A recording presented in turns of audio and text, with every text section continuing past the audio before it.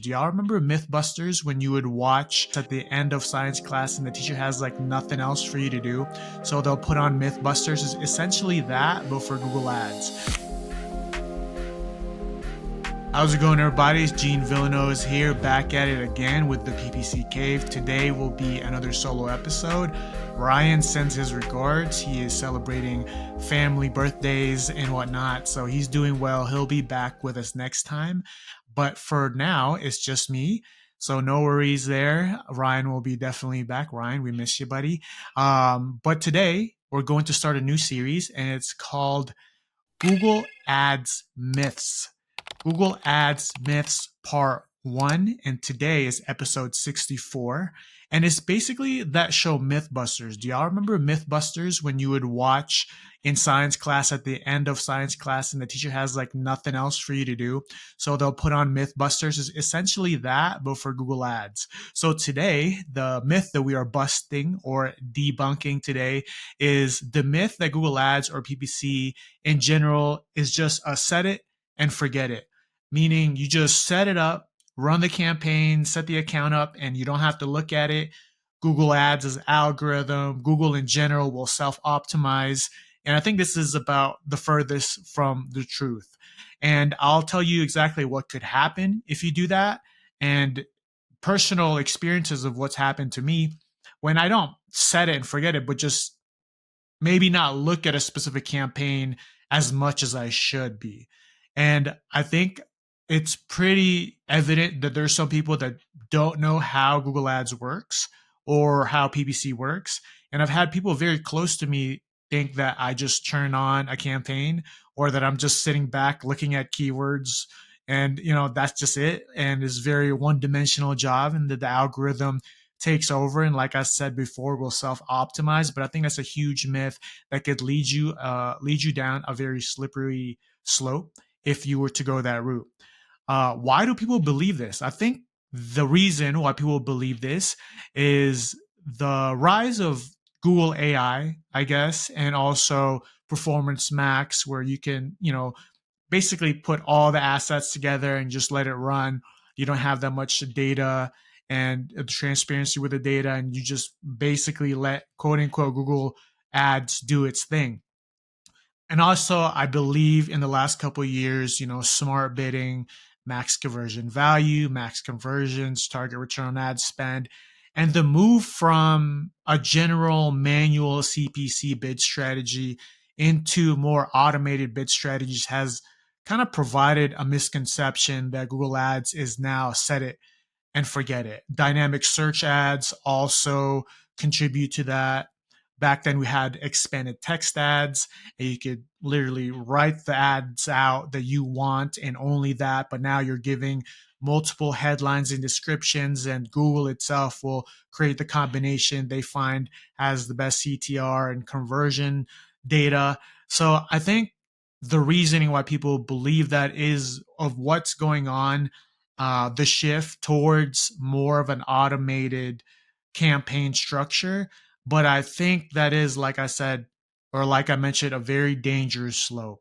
A lot of things can happen to a campaign if you think that you don't have to open it up and analyze it. And for me, I analyze campaigns even if the data is good. I think a lot of PPC managers will drop the ball when it comes to analyzing a campaign that's hitting metrics. They'll move on to another client or move on to something else, or maybe just not even touch anything. That's okay. I don't believe that you have to touch and make edits and optimizations, but I do believe even if the data is good, you have to understand why that data is good.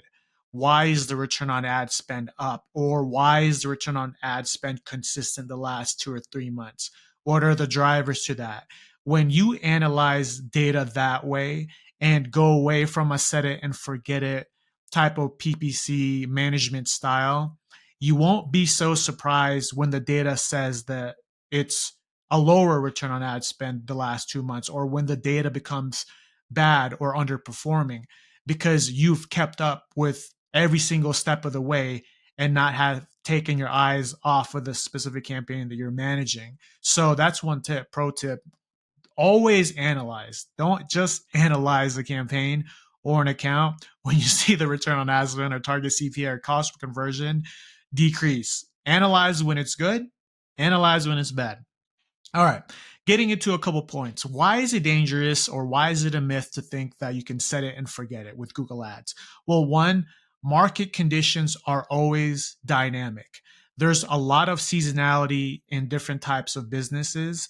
You could have a winter gear e-commerce business, and you would know in the winter months that's going to be your peak moments, and you should be doing all you can to capture that.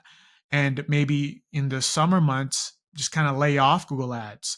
And there's a lot of different things, a lot of moving parts when it comes to seasonality. And if you do not analyze, or you set it and forget it and not really are even looking or opening the account, then you're going to be very blindsided when you see the performance just not be where you want it to be. Another point is search trends and consumer behavior.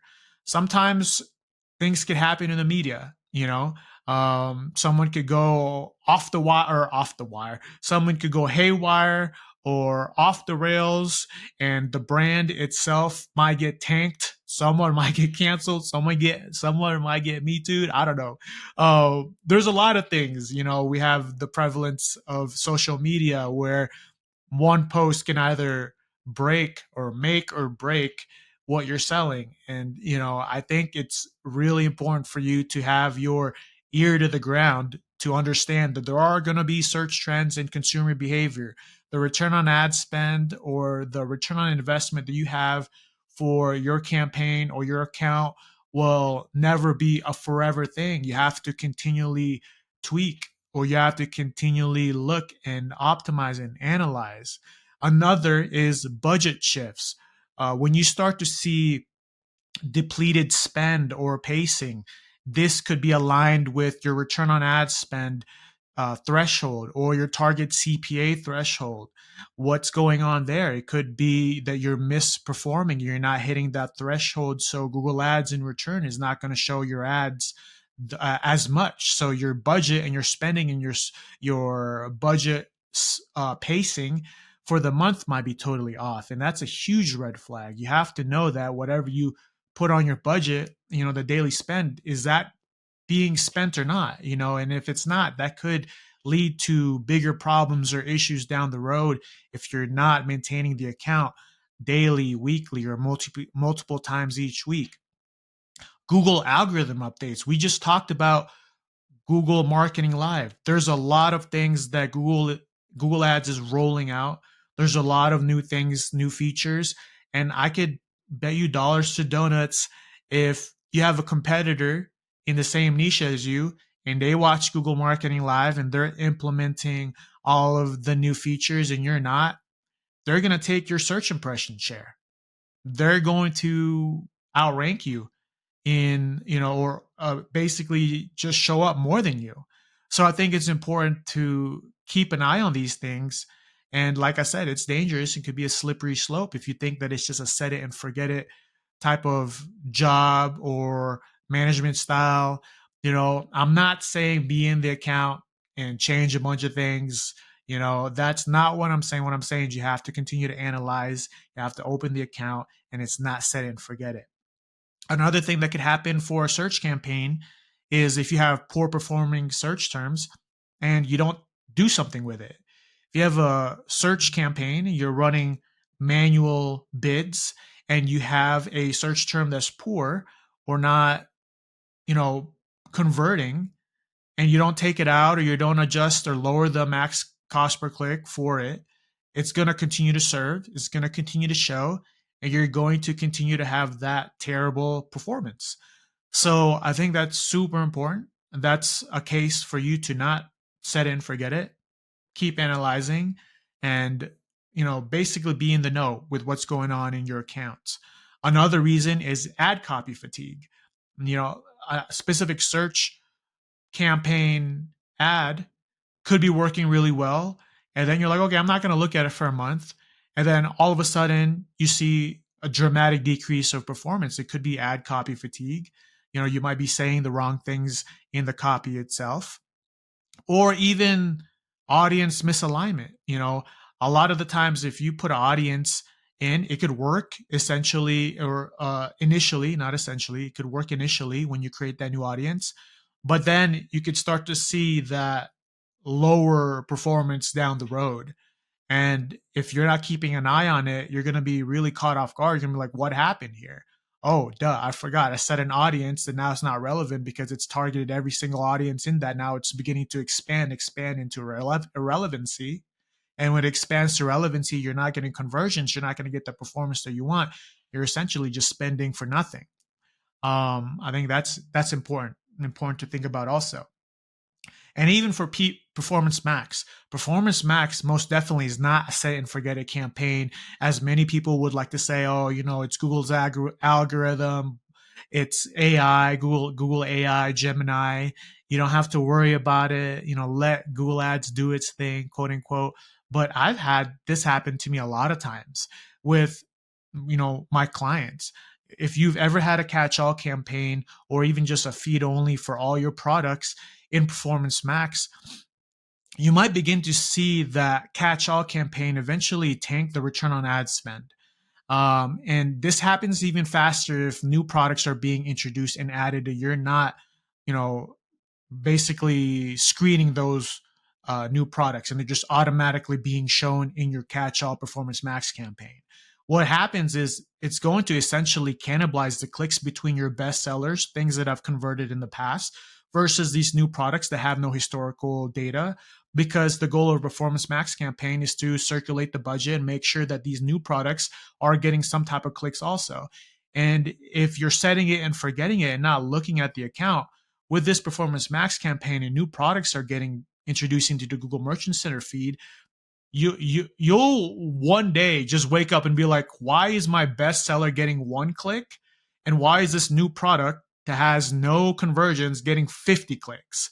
And I think that's very, very important for us to understand. If you're not analyzing, then that could essentially happen. And the remedy to that is, go to your all-time tab, all-time window date, and make sure you're looking at your top, converting products, leave those in and take out everything else. And then have a separate, Performance Max campaign for everything else. Never have the same PMax product showing on 2 different campaigns. I don't care if it's a different audience. I don't really, that doesn't matter. You're going to cannibalize clicks, and you're better off having 2 campaigns, 2 Performance Max campaigns with a different set of products within itself. So yeah, those are some reasons, and hopefully some, I guess, solutions to what you should be doing instead of just setting it and forgetting it. That is a big myth that we are here to bust. We are here to debunk. So yeah, it's a short episode. We like to keep these short when it's just solo. I don't like to do a lot of yapping, like to get straight to the point. Hopefully y'all find value in this. We'll continue to upload every Monday, 12 a.m. Mountain Time on YouTube video, Spotify video. And yeah, if you have any inkling to want to try Riverside is what we use here for our editing. Our editor Joel does a great job using it. You can go down into the video description, click that link, and sign up. And we get a little kickback, and it helps us, helps the channel also. If you have any comments, please comment on our YouTube video. We always love to hear from y'all. And if you have any referrals, we will give $100 for a signed client that is new, either that works with me or Ryan. Just email us at theppccave@gmail.com. And if you have any questions, email us there also. And hopefully it'll be me and Ryan next time. But if there's nothing else, bye for now.